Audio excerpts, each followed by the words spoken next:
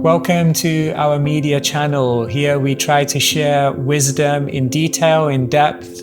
If you feel some of the discussions to be inaccessible or unfamiliar, we invite you to go over to the Keshava Swami YouTube channel where you'll find much more universal wisdom. We also invite you to join our Wisdom That Breeds community, where we're gathering individuals who want to make the world a more beautiful place by sharing wisdom. Quick raise of hands. What dilemmas did people come up with?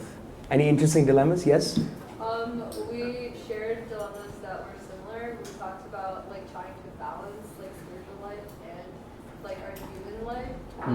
It could be education or... Yeah, spiritual life is not so human, isn't it? No, I get your point. We'll be discussing that. Any other dilemmas? Anybody interesting? Yes? Initiations and so many people around us are getting initiated so young. They're so it kind of throws us off our path and it's oh, am I falling behind? But we're still growing. That's it. That's really interesting. One more? Anybody? Yes? We talked about worshipping our smartphones and neglecting our spiritual life. Worshipping our smartphones. Yeah, that's true. I remember Kadam Maharaj told us in the Brooklyn Temple once, he said, make your phone into a devotee. And if you make your phone into a devotee, then you can have sadhu sangha all day. But I was just thinking, so many dilemmas we have, that I was just thinking, what dilemmas do I have in my life? Because I wear the same thing every day. I don't really I eat the same thing, maybe a little too much sometimes. But do I go to sadhu sangha? Do I go to Baltimore Rath Yatra? No, eternal question.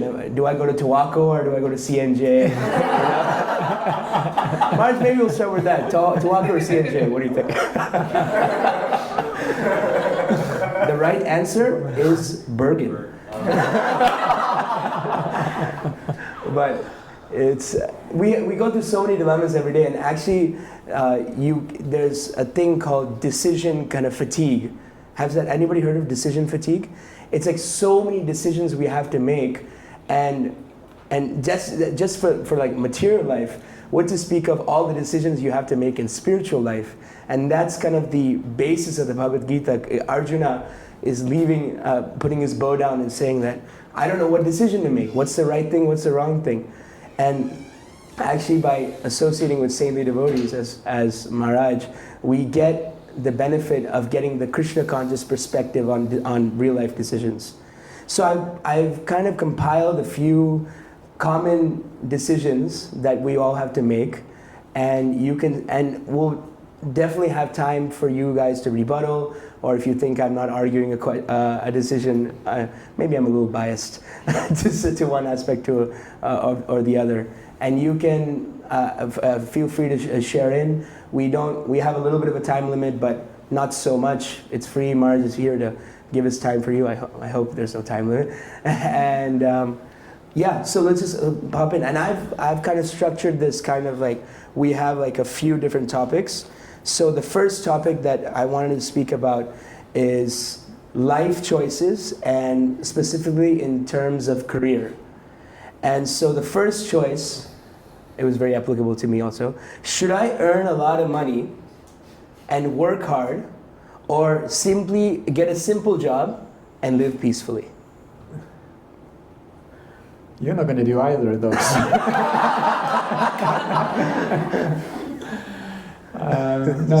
Firstly, just say Hare Krishna, everyone. Really nice to be here with you. I'm really, really happy to discuss dilemmas.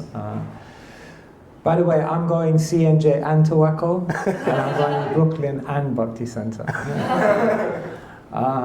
So should you, this is a common question, right? Should you, all of you are in the situation of life where you're going to start out in your careers, and should you try to climb to the top, be really powerful, be really influential, earn loads of money, and obviously give it all to Krishna? Or could you lose your Krishna consciousness if you do that? And is it better just to try and be smart in how you work and just get to the point where you just have to work 1.5 days a week and then just do lots of service? So sometimes people are not sure which one to do. Well, like we say, you don't live to eat, you eat to live. So nowadays we have to tell people you don't live to work, you work to live. So just begin with that understanding that your career is not the goal of life. Your career is important, your career is something you have to put time and energy into, but your career should lead to opportunities to do something amazing in the world. And the most amazing thing, as we know, is to give spiritual opportunity to other people. So I would say both of those are valid paths. Some people see their career as their service. And by having that influence, by having that position, they can do amazing things in the world. If you do decide to go on that route, just make sure that in the process of getting to the top of your corporate field, you don't lose your Krishna consciousness. Sometimes you have to do 60, 70-hour weeks. And if you end up neglecting your spiritual practice, neglecting spending time with spiritual people, then you might find yourself at the top of your career, but with not so much spirituality in the heart. And then it's kind of like the operation was successful, but the patient died. So that's a valid route, but make sure you keep a good basic spiritual practice. And there is also something to be said for just simplifying your life. We have so many amazing projects now, stuff you can do outside of your work. And so if you can get to the point where you work smart, so you don't have to spend 60 or 70 hours in the office, but you can get it all done in 10 or 20 hours, and then you can do direct projects that you want to do, or services or whatever. That's also amazing. So basically, I haven't answered your dilemma. I've just told you that both of them are good, but just do them in the right way, in a balanced way. Mm. How important is it to find a spiritual job, or is it okay to just have a material job that is taxing, but it gives me a lot of free time? Yeah, I guess a similar answer to the first one, that, you can do something, a job which isn't necessarily part of your service, but just which earns you a living. And if you can do that, which, just compact it up so that it can help you to survive, and then outside of that, you can just do amazing things. So we have models of both, devotees that do both things. Yeah. Is it okay to be ambitious in my career, but I also want to stay spiritual? So, Michael, actually, if we look at the three modes of material nature, we always preach that we want to stay in the mode of goodness. But to work your way up in corporate jobs, you need passion. So, is there a justification to use passion to work your way up the career ladder, or should we just stay in goodness and be happy with what we have and things like that? Yeah. Okay, so let's, for example, take earning money. Yeah. So like if you really want to earn money, that needs some passion. Unless you get a massive inheritance that you don't have to do anything for. So it needs passion, it needs drive, it needs effort, it needs energy, it needs endeavor. So there's two things to make sure that passion doesn't degrade you, and rather that passion helps you to achieve something that helps your Krishna consciousness. There's two important things. One important thing is how you make your money, and then the second important thing is making sure you spend that money in the right way. So we tell people, if you want to make your money into bhakti, then you have to earn it with integrity, and you have to spend it with generosity. So earn it with integrity means, yes, earn money, but make sure you don't lose your health, lose your relationships, lose your time, lose your energy, lose your focus, lose your peace of mind, lose your hair. Don't get so stressed out by all that, you've earned money, but how many things have you lost in the process? So earn it with character, earn it with values, earn it with ethics. Don't double cross someone, don't lose your goodness in the process of making money. And then once you have the money, or even before you've got the money, make a plan that you'll use this. How are you going to use this for the benefit of more than just your own? So like I was in Boston with Radhagiri Dari Prabhu, some of you may know him. He just finished at Harvard Business School, and he's an incredible entrepreneur.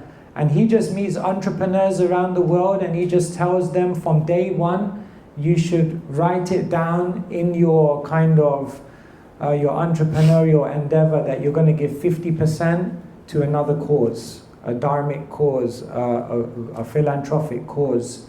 In other words, most people wait to make money before they give money.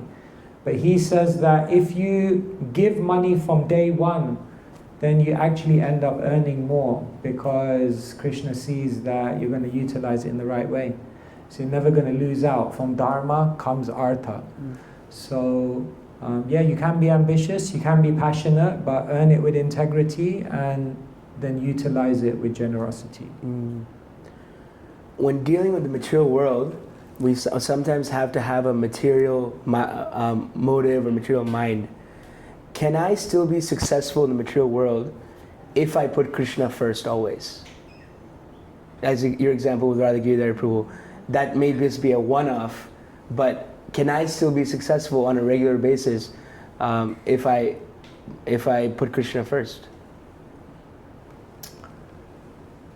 Firstly, it depends how you define success. Success is more than just money. Success is more than just achievement. Success is more than just power, position, prestige, popularity. Success is more than a number. Success is happiness. Success is contentment. Success is a feeling that you've done your best. And that's a deeper type of success, and that brings a deeper type of happiness. So if you put Krishna first, if you put spiritual principles first, then there's a very good likelihood that even from a material point of view, you'll maximize your success and happiness. But the insurance is that even if you don't achieve what you set out to achieve, at least externally, you'll still end up feeling happy, satisfied, and actually content. Because you realize that I did my best and I did it in the best way. If you can say that I did my best and I did it in the best way, then you will definitely be happy regardless of the external outcome. I did my best in the best way. I really like that, Maharaj. Is there any other, is everybody satisfied with Maharaj's answers? Yeah, go ahead. Before we switch topics, I was just wondering, like what you said previously, what's the balance point between like filling your own cup and then being generous in your 40s and 50s versus like being generous from your 20s and 30s while you're still poor or in debt, and then filling your cup on the way? Like they say, put your own oxygen mask before you put on someone else's. So what's like the balance point? Because I feel like most of my friends, I'm a little bit older, in their 30s are like, I need to get mine first and then later I'll be generous. And I feel like along the way they'll just lose the purpose of being generous, and they'll just forget and continue to focus on themselves. So I guess what's the balance point? Yeah, thank you so much. I think see it as a percentage. Like right now you're in your 30s and you're not at your full earning power yet. Or are you? No.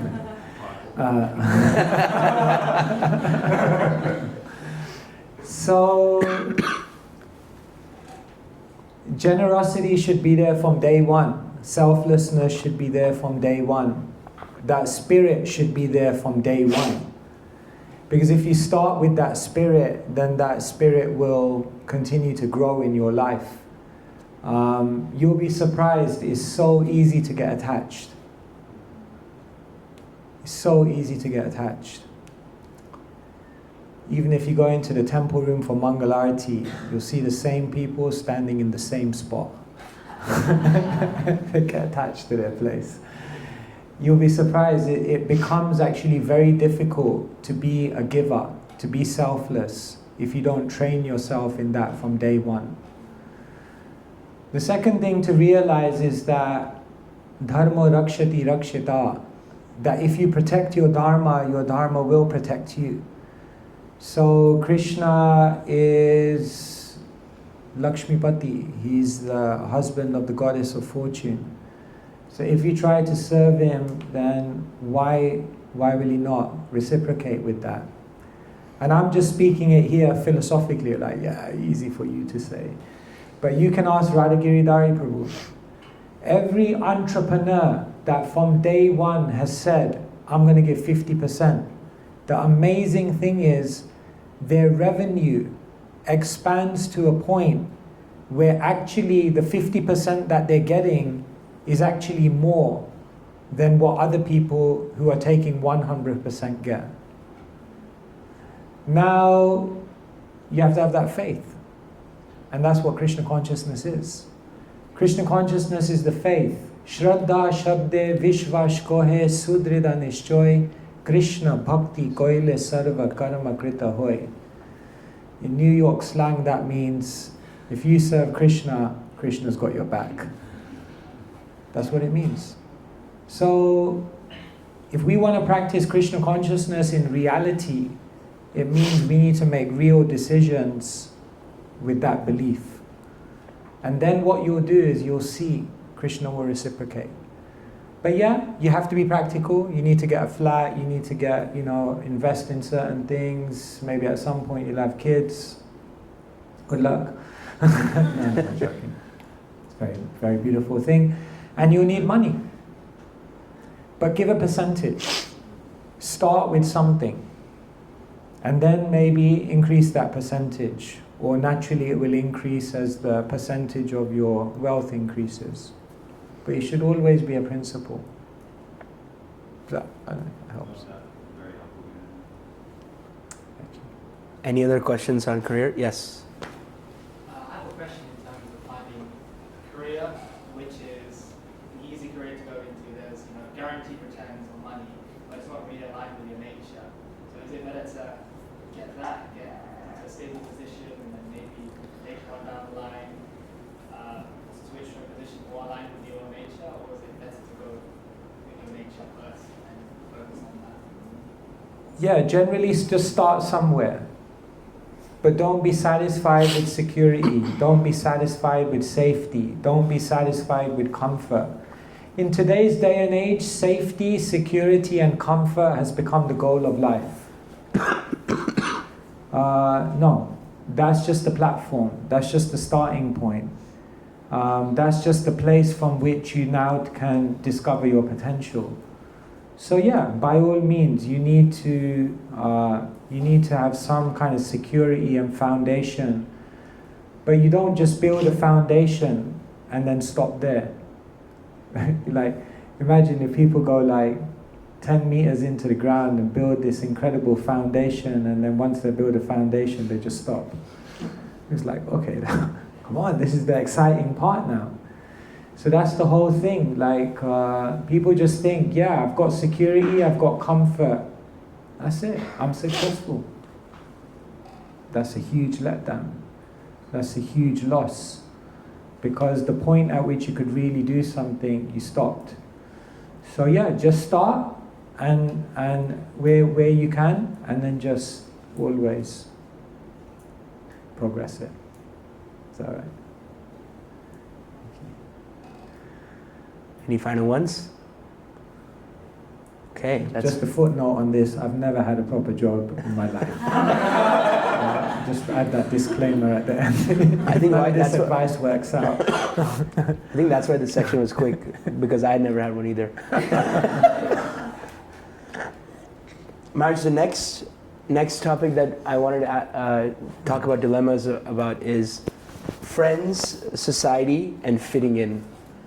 Now, when we grew up in the Hare Krishna movement, we look at the outside world and we have very, very choice names for them. The Asuras, the Karmis, the demons, the rascals. We have Hogs, dogs, hogs, camels, dogs, and For people who are not in our little kind of like Hare Krishna temple, what kind of gives with that idea of, because I've done some research and did some different cult groups, you know, there's like the Westboro Baptist Church who go and protest, there's like different, and then so it's always one sign of a cult is to demonize people from that are not you. So how do you kind of understand that we just look at society like, wow, that's not something we want? Yeah, I think it's not that we demonize anyone. Every soul is amazing. Every soul has the potential to spiritually flourish. Every soul has eternal love for Krishna embedded within them. Nitya Siddha Krishna Prem Sadhya Kabunoi. So it's there. The philosophy is very, very clear. If you treat someone as they are, they remain as they are. But if you treat them how they can and should be, then maybe they'll become what they can and should be. So I think a devotee is never derogatory, a devotee is never insensitive, a devotee is never looks down on anyone.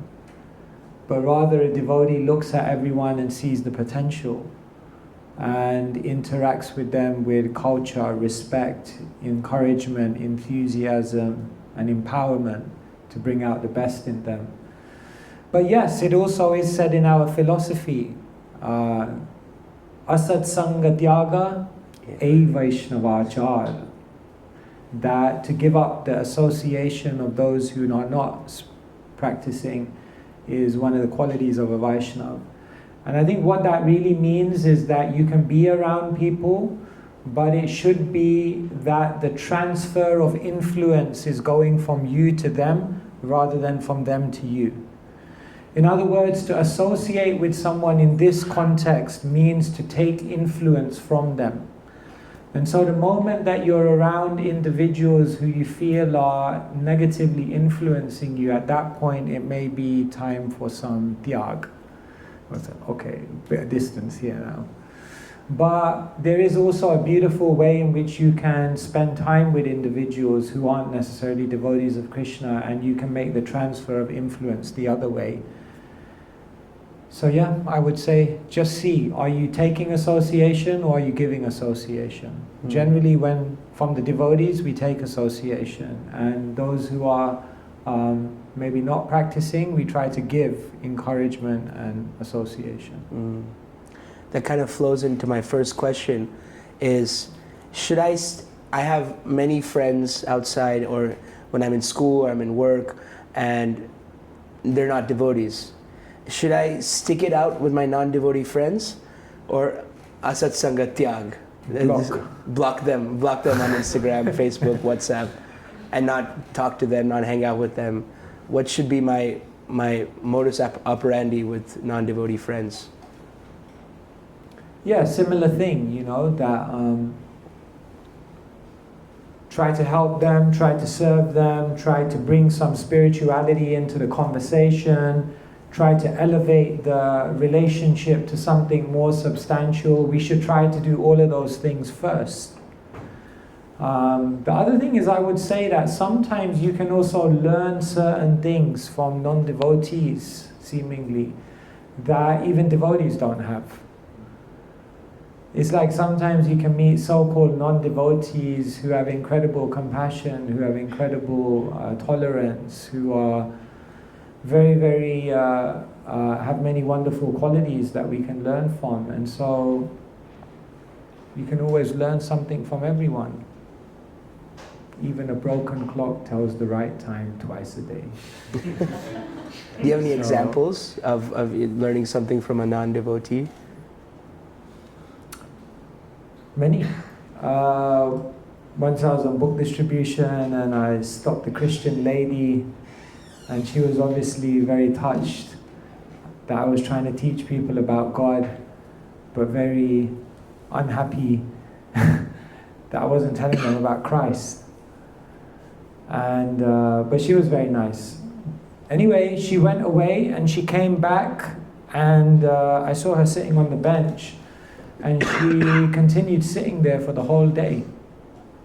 And 6 hours later, I'd finished my book, so I was walking off the street, and she came running after me. And she said, I was waiting to speak to you. I was like, you're waiting 6 hours to speak to me? You should just come and spoke to me. She was like, no, I didn't want to disturb you.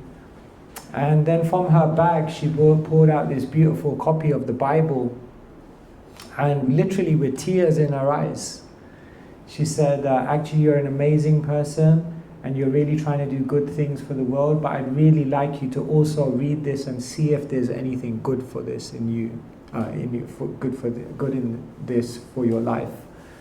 And then she gave me that book.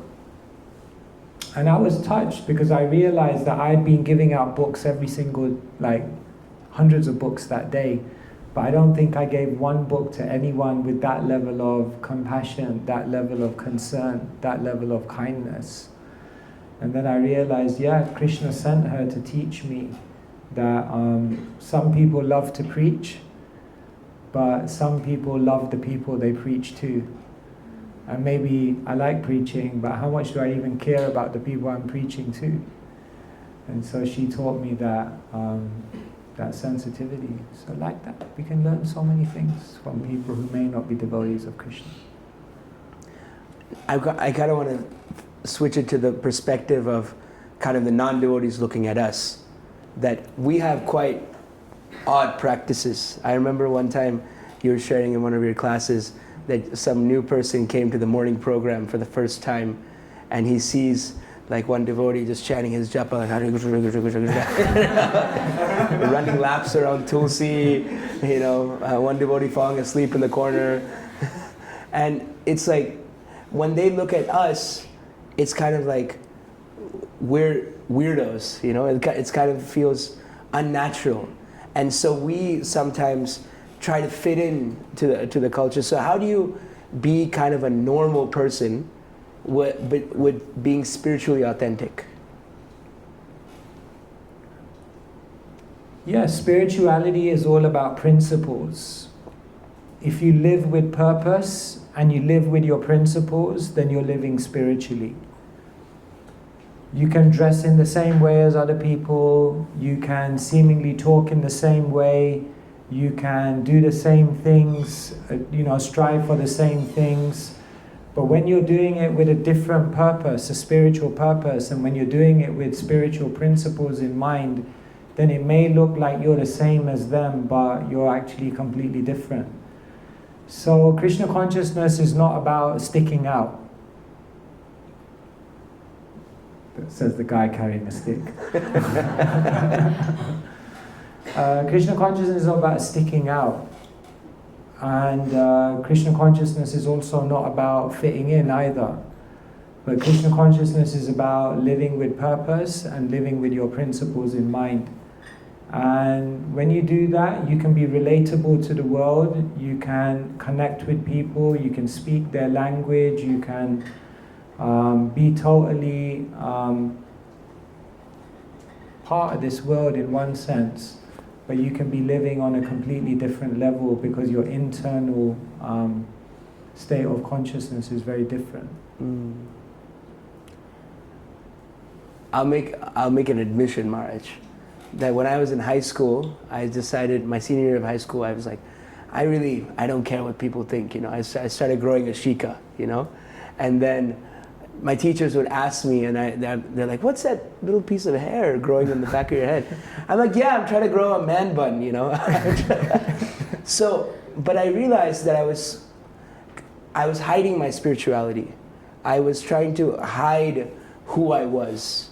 So is that acceptable to, of course, very few of us, maybe there's some brave people who go to college or university or school with tilak, or I doubt anybody wears a dhoti to college, or sari. Now, maybe Sahil will do it. So, should I hide my spirituality, the externals of it, or should some things just be left for internal? I think you should do what feels authentic. I think when someone wears a dhoti and they feel like totally okay with it, people are okay with it. But when they're forcing themselves to wear it and they're kind of a little bit like, I wonder what everyone's thinking, then everyone's looking like, what is that guy wearing, you know? There's a sense in which if you're confident, if you're comfortable, if you feel okay, then everyone will be okay with it. It's not so much about what you're wearing or what people see, but what they're actually picking up on is your own state of mind about it. And so I would say be authentic, do what feels comfortable, and realize that in New York, everyone's strange. That's for sure. It's like, I think we don't stick out in New York, like we need to do something more to stick out. So it's like everyone's strange in one sense, you know. But the real thing is, are you comfortable? Do you believe in what you're doing? That's the most important thing. Does anybody have any counter arguments or questions about friends, society, and fitting in? Yes. This kind of has to do with like more of the friendship side. So like, to what extent does compassion play a role in a relationship or in a friendship? Like in the sense of like, how many times do you give someone a second chance, or how many times do you be the bigger person? How many times, just to save that relationship or that friendship, like how many times do you do that? See, the thing is, if you don't forgive internally, you're carrying all that negativity around, you're carrying all that frustration around, you're carrying all of that anger around. Like people are just walking around in the world with all of this like aggravation inside of them because they can't forgive someone. So the reality of it is that if you don't forgive people, you're actually the biggest loser. But the reality is also that you have to be practical. You have to be like wise. And if someone is continually doing something which is harmful to you and harmful to them, then why will you continually keep giving them the opportunity to do that? So the point is, as a devotee, internally, you always forgive, unlimited capacity. You have to, because if you don't, you're the biggest loser. But externally, you be wise, you be intelligent. So there's a way to internally forgive someone, but externally not allow them to keep doing that to you. And that's the balance. So like internally forgive and externally be practical. Exactly. So a follow-up question to that then, which is, how do we build that capacity to forgive them? 3 things. First thing is you understand whatever's coming to you, people are just the messengers of your karma. I did the crime, I have to do the time. In other words, they're not the sources of my distress. They're just the messengers. They're not the sources of my karma. They're the messengers of my karma. So if we're actually devotees, then we realize that I can't blame anyone. Whatever I'm going through is something I'm meant to go through, number 1. The second thing is a devotee realizes the world is meant to be like this. The world is meant to be uncomfortable. The world is meant to be frustrating. Everything that this world presents me that makes me feel like a victim is good for me, because it reminds me I need to get out of this place. And therefore the second reason why a devotee is able to forgive and let go of that kind of disappointment is because they realize it's another great reminder. It's another great impetus to get out. And the third way in which we're able to forgive is we realize that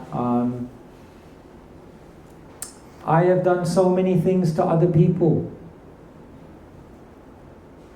I'm not just a victim here. I've also done many things to other people. I've also spoken harshly. I've also treated people harshly. And therefore, if I don't forgive others, why will Krishna forgive me? And so we want to be, as I say, judges when it comes to other people's mistakes and lawyers when it comes to our own. So like when we make a mistake, we're ready to defend till the end. And when someone else makes a mistake, we're ready to jump on them. So we should, the third reason the devotee realizes, I need forgiveness in my life. Therefore I should give that forgiveness to others. So if you understand those three things deeply, you'll have unlimited capacity to forgive. And if you have unlimited capacity to forgive, you walk around in this world with no aggro in your head. It's light, you float. Otherwise, it's very heavy. You're walking around a community, you're walking around a temple, and you're just looking at people who you have negative feelings towards. It's not nice.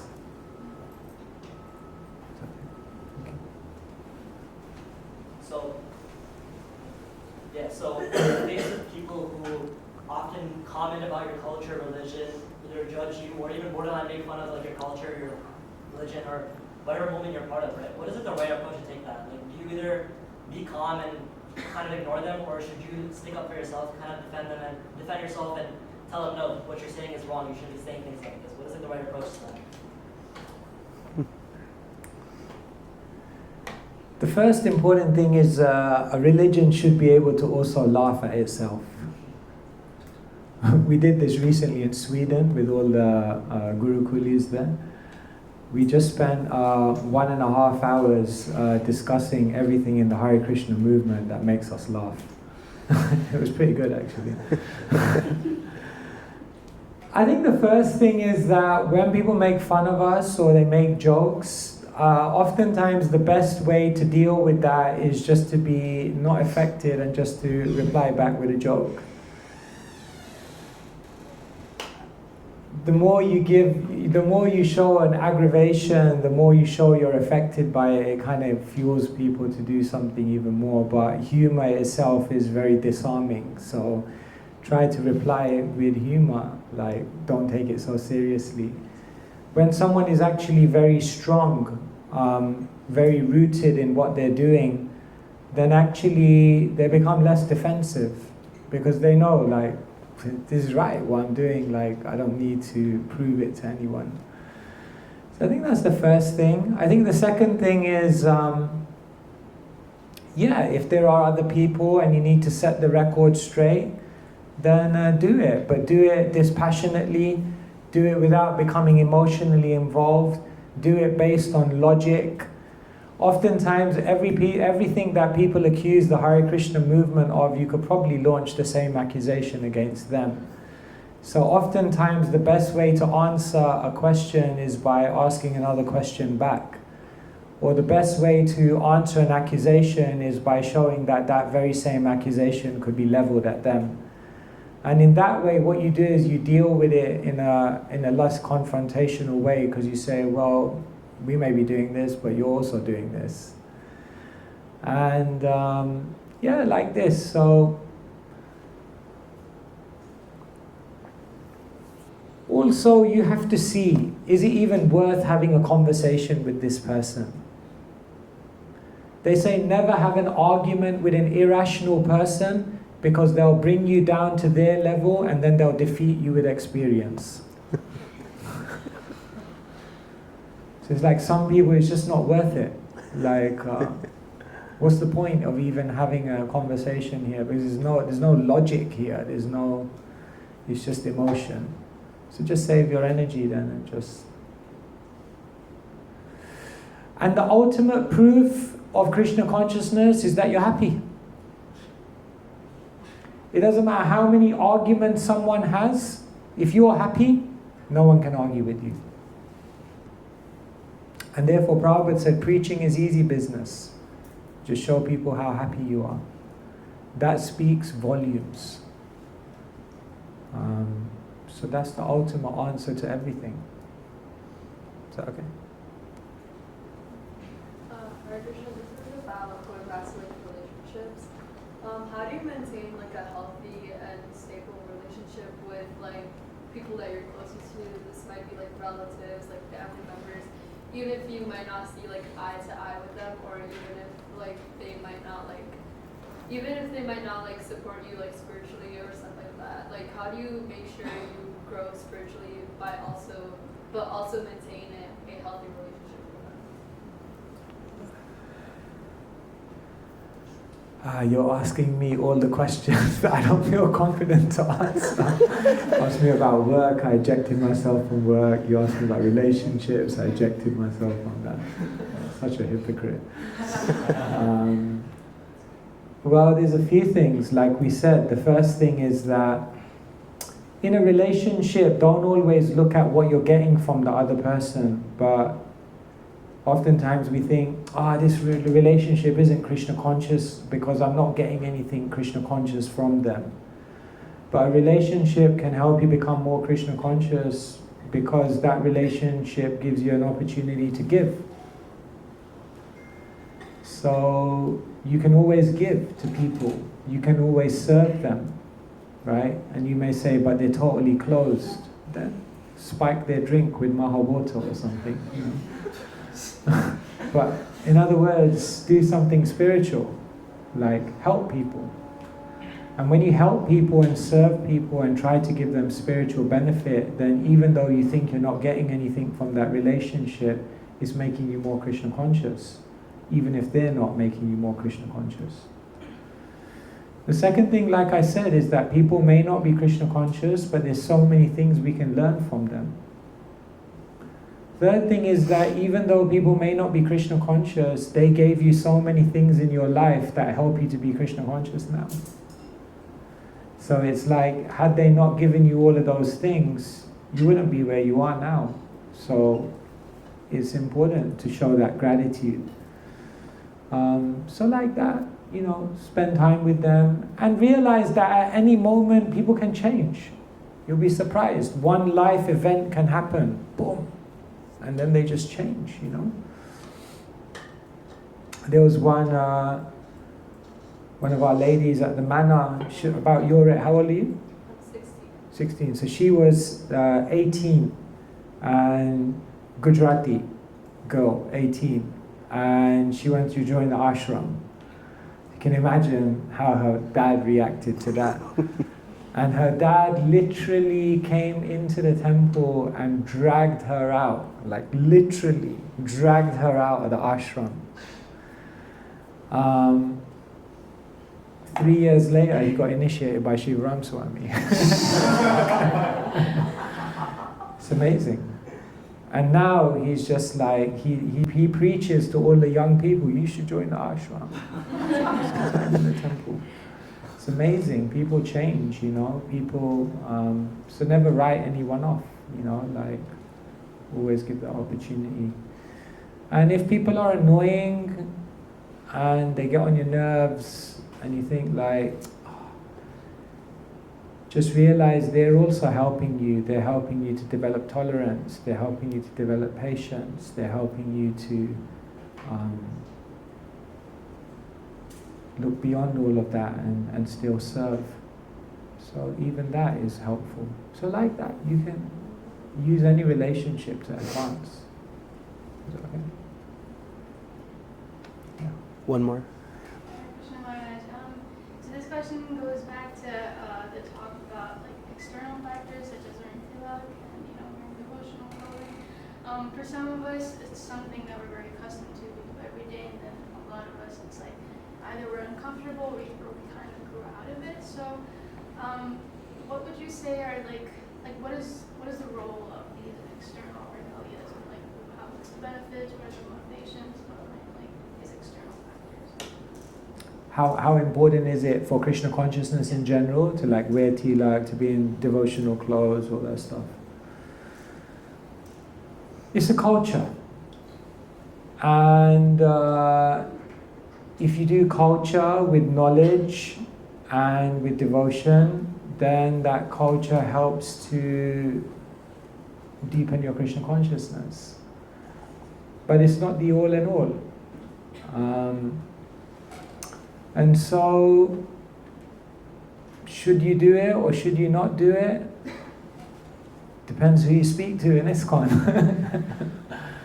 Different devotees have different opinions on how important these external elements are.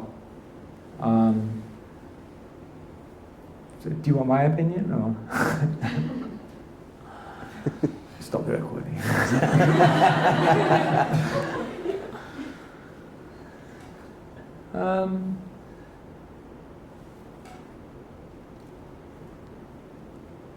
I think just trying to build some suspense here. I think it's important, it plays a part. Because we're not so transcendental that the external things don't affect us anymore. We all feel it. When we're in a certain type of room and environment, then it carries a certain energy with it. When we're around certain types of people, it carries a certain energy with it. So how can we deny that the clothes that we wear or the way that we present ourselves externally has no effect? Of course it has an effect. And then you begin to think, okay, if it has an effect, then there are very, very learned people in our spiritual tradition who have said that this type of external appearance is beneficial. These types of clothes are beneficial. And then, I don't know, are we just going to be so confident to say we don't need any of that? We can do it without that. I think in the age we're living in, we need every bit of help we can get. And so I think definitely there's benefit to it. But equally, if for some reason there's an outstanding reason why not to wear it, perhaps for preaching purposes or for some higher purpose, then don't think that your Krishna consciousness is going to be harmed because you're not wearing dhoti or sari or tilak or whatever. No, Krishna sees your heart. He's bhavagrahi. So then we should also balance it with that perspective. But to completely say it's irrelevant and we don't need it anymore, I think is a little extreme, personally. And just for the video, there may be people who believe it's entirely unnecessary, and we can respect them for their opinion. But my personal take on it is that British diplomacy. Someone clip that? So speaking about clipping, I think one of the most relevant topics is this: I want to speak about social media and Instagram. I can almost say with a certain amount of certainty. I feel like if anybody gives me their phone, and if I go to your Instagram and go to your For You page, will I see only Hare Krishna reels? Anybody, should I test with everybody? Just kidding. I don't want to put you on the spot. But Maharaj, this is a common problem for all of us. I've seen it in the if I've seen it in the Brahmachari ashram, I can guarantee anywhere else. It's these reels and YouTube shorts are so distracting, and we can spend. Anyone has experience hours and hours. Just keep scrolling. 2 people up there. Raise your hand if you spend hours on Instagram reels, YouTube shorts, Facebook. I'm just kidding. But can we all agree that it's a huge time waster for our material life and our spiritual life? So Maharaj, my dilemma is, should I cut off Instagram completely, or should I like try to dabble with it and keep failing all the time?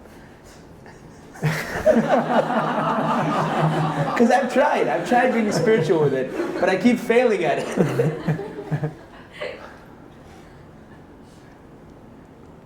Yeah, what to do? We're getting the opinion of an Instagram influencer.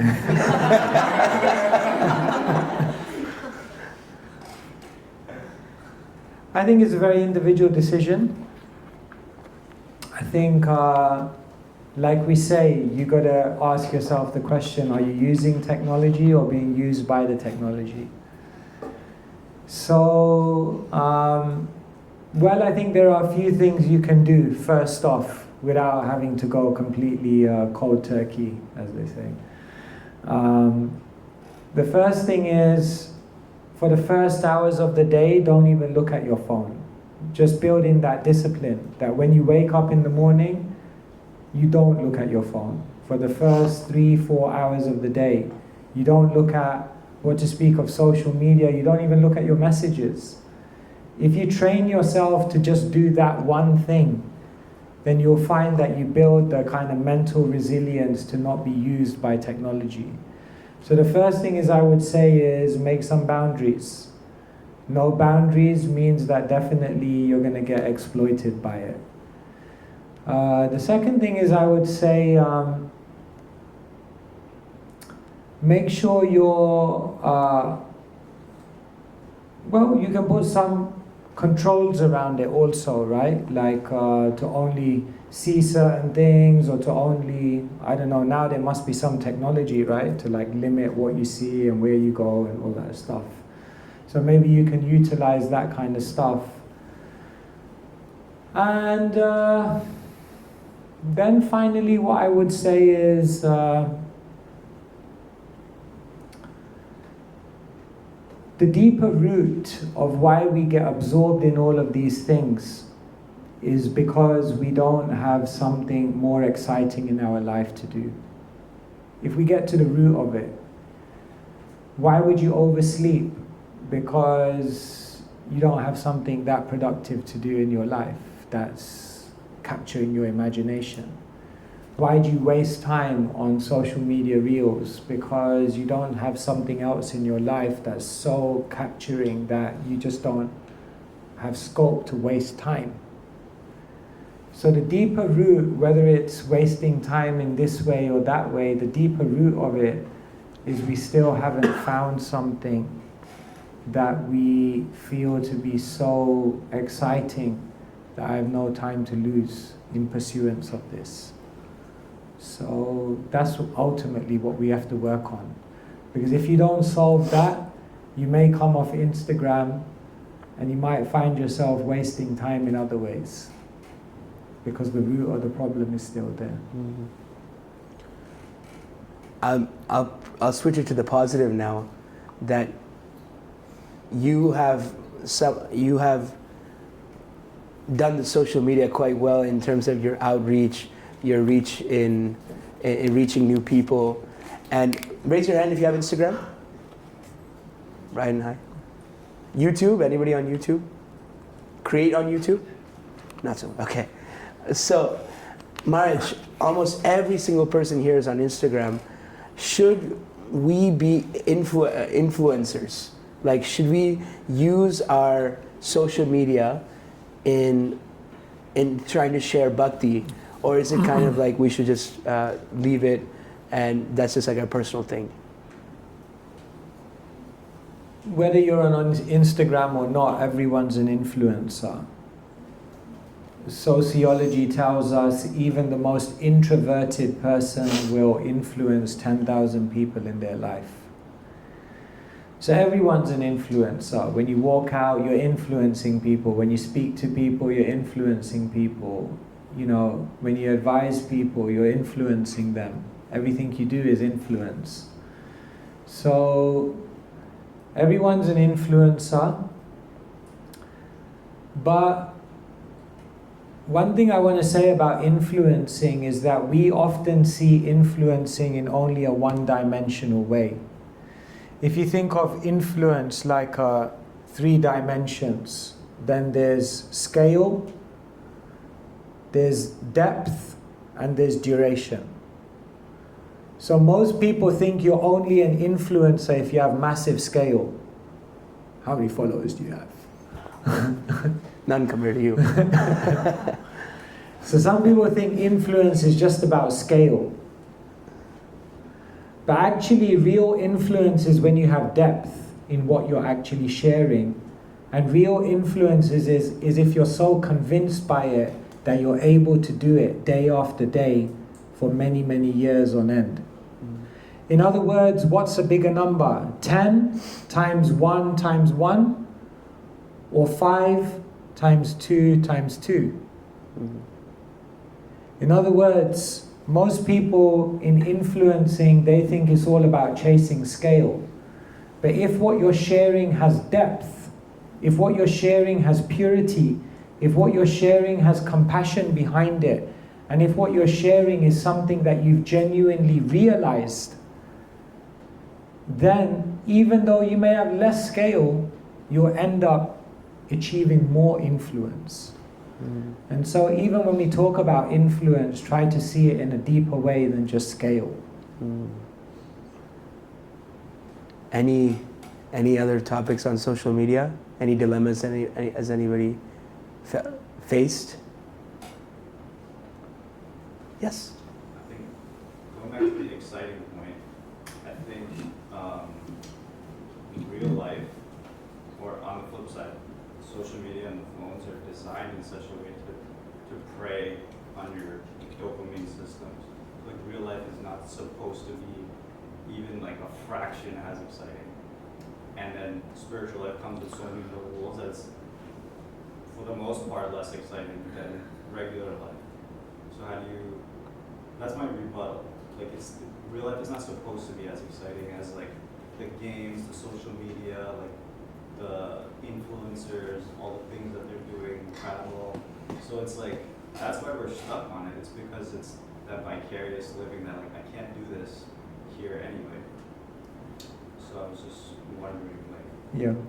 I mean, my thing is like, trying to be satisfied with being less stimulated, but I just wanted to know what your thoughts were on that. Thank you.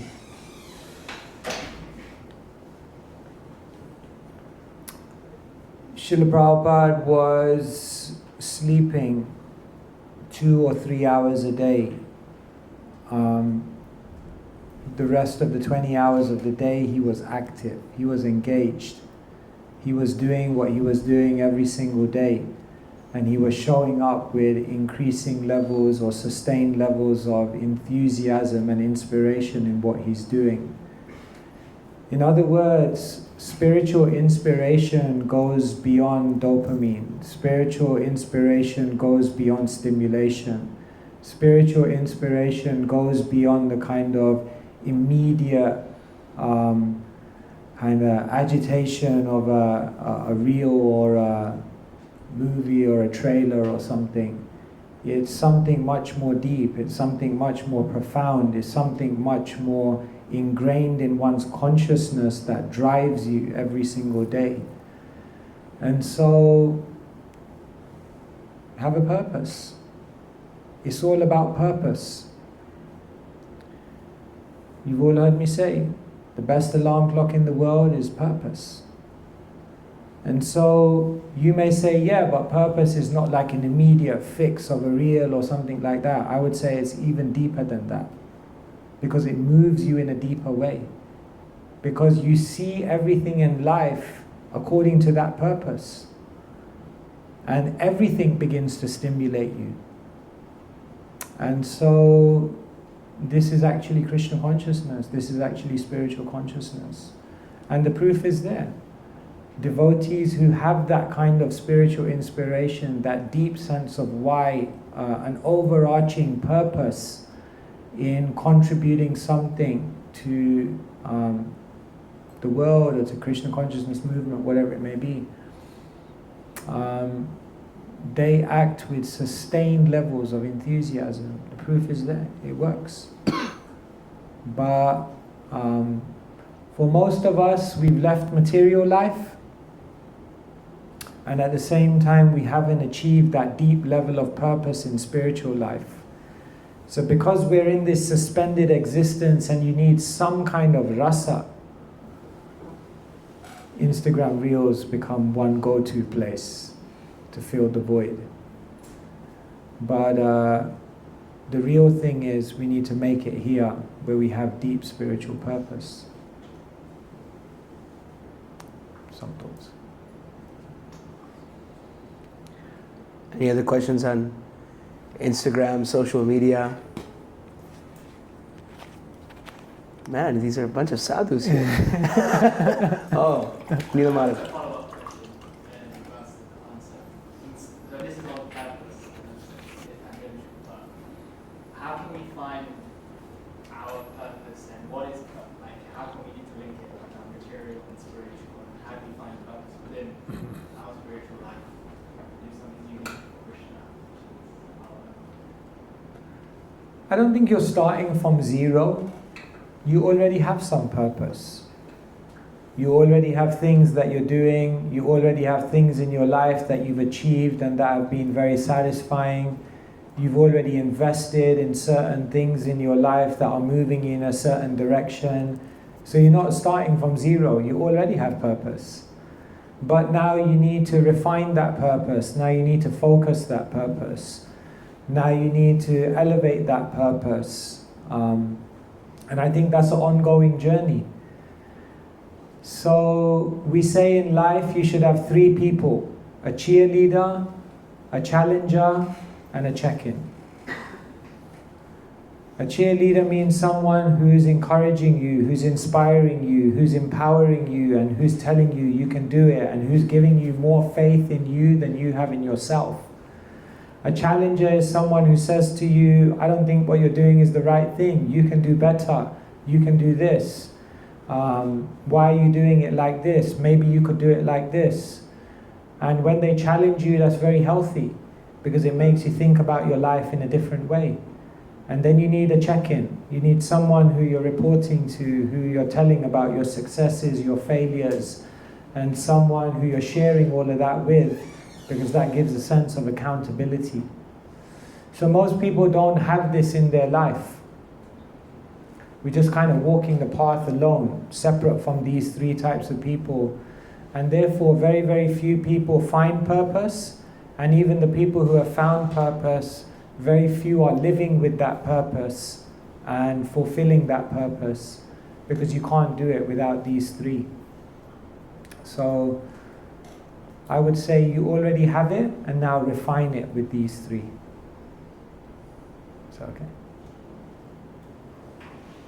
Yeah. I have a question. It's kind of connected to purpose, but also career and technology in general.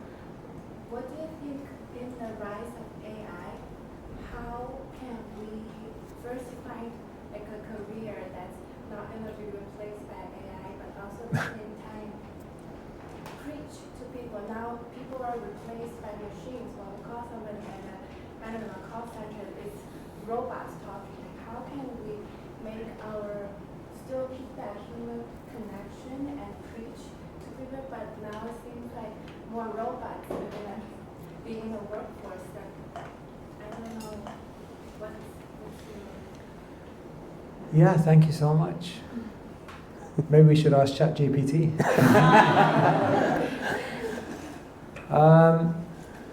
I actually think AI is going to give a good challenge to humans. It can actually be very, very positive, because it will force humans to actually start developing that unique thing that they have to give to the world that AI can't give you. Sometimes the way we preach is like AI. Sometimes the way we speak to people is like AI. Sometimes the way we present our ideas in the world is like AI. In other words, it lacks the heart, it lacks the compassion, it lacks the purity, but we're just doing it robotically. But with the rise of AI, that can all be done for you now. So the only thing left that you'll have to give to the world is that purity, is that compassion, is that genuine, sincere desire to serve others. And when you do the same thing that AI can do, but you do it with those elements added, then someone will realize, no, this is more than AI. But if you do your business in the world devoid of those unique human capacities or capacities of the soul, You'll be replaced by AI. And so I think it's a good challenge. It's a good challenge to actually develop spiritual consciousness, because that's one thing AI will never be able to do. So yeah, that our best gift to the world is our character, our consciousness, and our compassion. Everything else is just a detail. The greatest gift you have to give to the world is your character, your compassion, and your consciousness. And that, it doesn't matter how much technology increases, that can never be replicated, that can never be replaced. And that's what we have to actually start working on. And therefore we have a great opportunity in the age of AI to actually increase spirituality, because this is the only technology that helps you to improve your character, consciousness, and compassionate capacity. All right. There's more hands. I don't know how we're doing for time. Do we need to stop or? Okay. Hare Krishna.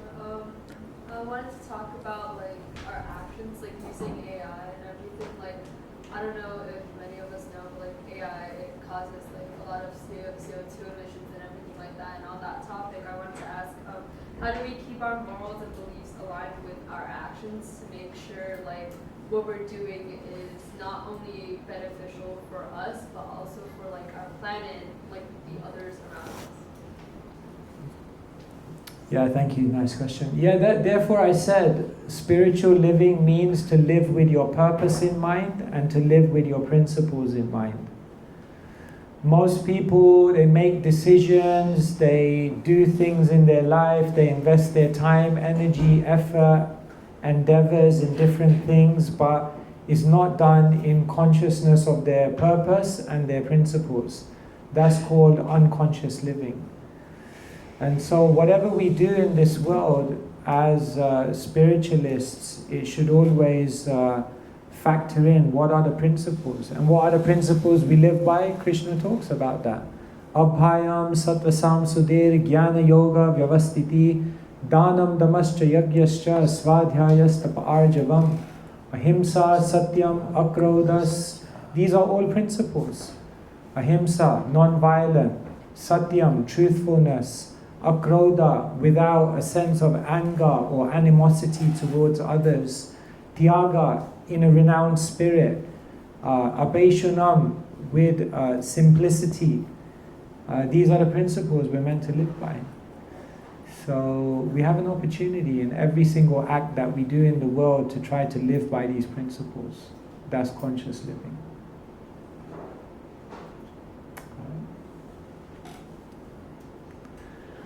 Marge, the next topic I wanted to speak about was spiritual struggles and sincerity. I think she already hinted at one of the questions that when I was growing up, I saw one devotee kid. He got initiated when he was like 12, 13, or 14, very young. But now I kind of know him, and he's not following any of the principles anymore. He's kind of not. Even though he took initiation, the whole community glorified him, like, wow, you took initiation when you're 14, he's so serious. But then we look at, okay, in his lifespan, okay, I'm all glories to him, he can always make a comeback. But do you think that waiting for initiation is better? Or do you think, when you feel the time is ready, just do it?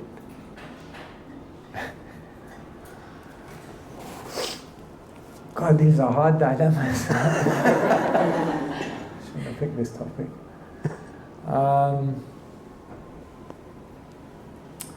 Yeah, initiation is a very individual thing. Some people dive into it too quickly without actually considering what does this actually mean. As good as God. Just think about that for a second.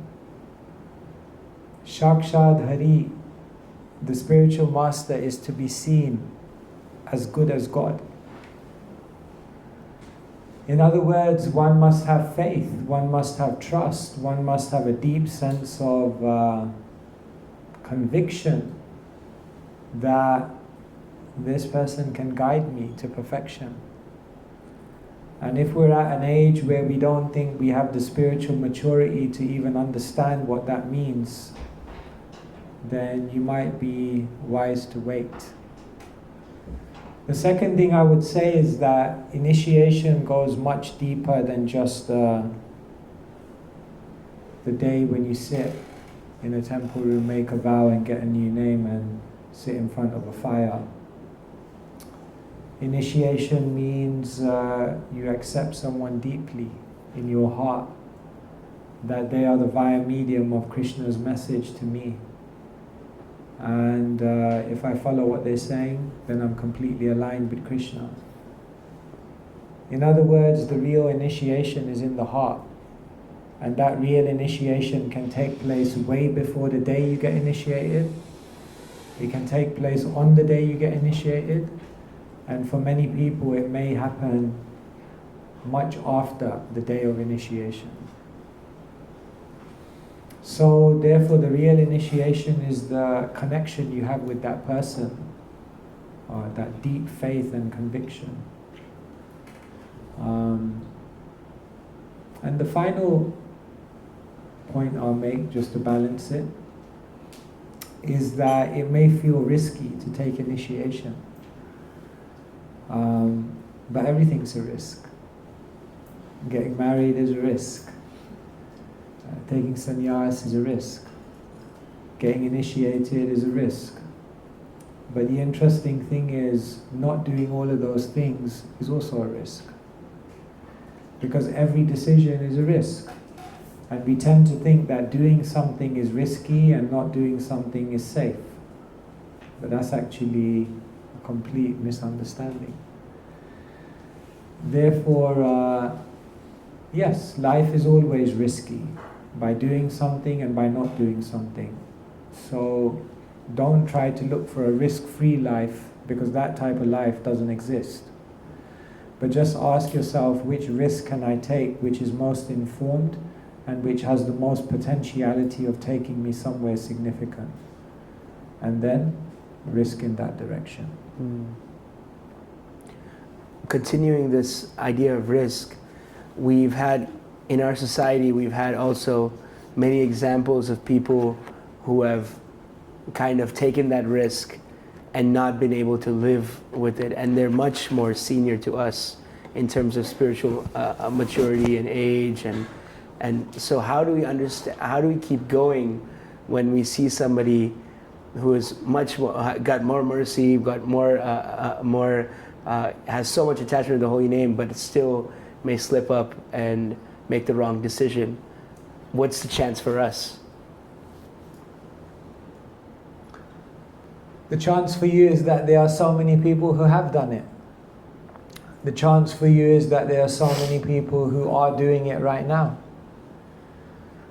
And the chance for you is that Krishna doesn't write you off because you make one mistake. In fact, Krishna says, apichet, even if suduracharo, you do something which is considered very much against the principles. Sadhureva, if you're situated rightly in your determination, you're saintly. And I still consider you very much dear.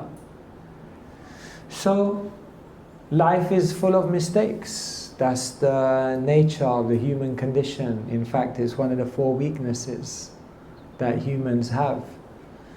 And you can't do much about it, because to err is human. But you have the ability to react and respond in a way which is full of integrity, by which Krishna won't look at your mistake, but rather he'll look at your sincerity in trying to come to the point that you want to be at. And so that's the most important thing to realize, is that Krishna is not looking for you to lead the perfect life, but Krishna is looking for you to have perfect sincerity. Therefore, those who are sincere are the ones who perfect Krishna consciousness. not just the ones who have some superhuman ability not to make any mistakes. Thank you, Maharaj. I feel like we're running out of time, so I just wanted to just open it up and see, does anybody have any final questions they'd like to ask Maharaj? So regarding initiations, but like in the more general picture, like I feel like we live in a world, in a society where there's this like inherent timeline of like just accomplishments in general. Like, You should have done this by this age. And yeah, exactly. Like especially both materially and spiritually, if you accomplish something by so and so age, especially if you're younger, then more of a light is shine on that, and like it's a bigger accomplishment. Or like a lot of people also say like, oh, when you're young, like you can like really change like like where you want to be. You can really like learn all of these new things. Like that's the age. But then I feel like once you're like in college, or like when you hit a certain age, like 18 to 21, it's like if you want to do anything after that, it's like if you want to learn something new, or if you want to change yourself, I feel like that's just like, oh, it's like average or too old, or like it's too late. Like how do you sort of deal with that? So like the opinions of all these people. Yeah. And doing things, yeah. See, the thing is, in your life, so many people are going to have opinions about what you should do. Your parents are going to have a certain opinion, your friends are going to have a certain opinion, society is going to have a certain opinion, you know, people commenting on your Facebook posts are going to have an opinion. Everyone has an opinion. So the world we're living in is an ocean of opinions. So if you listen to all these opinions, definitely you're going to be confused. Therefore, whose opinion should you listen to? That's the real question to ask. And Rupa Goswami says the person's opinion who you should listen to is the one who's sajatiya, snigdha, and who can give you ashraya. In other words, when you identify a person or people in your life, sajatiya, who know you. Number two, snigdha, people who love you, who genuinely want you to be the best you can. And number three, ashraya, people who have the spiritual advancement to be able to give you good advice. Their opinion should be counted for more than just what everyone else in society says. Because society will have millions of ideas and opinions about who you should be, where you should be, and what you should be doing. Therefore, find someone who knows you, loves you, and can help you, and then listen to their opinion with a greater amount of weight than just what everyone else says. Is that okay? Yes. Maharaj, I think just one final, do you have any final message? I think Would you they like had any other hands? Yeah. Quick question. On the Final topic- message. Maharaj, on the topic of relationships, I was curious, when like choosing a partner in life, what are the most important things to consider? Is it important that they're very rich? Wow, you're really asking me questions.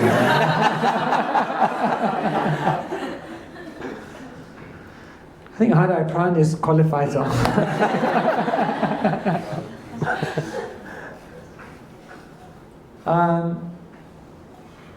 It's interesting, my answer to the last question could also be applied to this. Like-mindedness. You have to try and find someone who you have a similar personality with. I don't know if they do it here in the States, but in the UK there's a questionnaire. Anyone know this one? Okay, there's like a questionnaire you have to fill out, apparently. I don't know, of course. I don't know these things. And what it is that you and your prospective partner both fill out these questions, like 30 questions or something.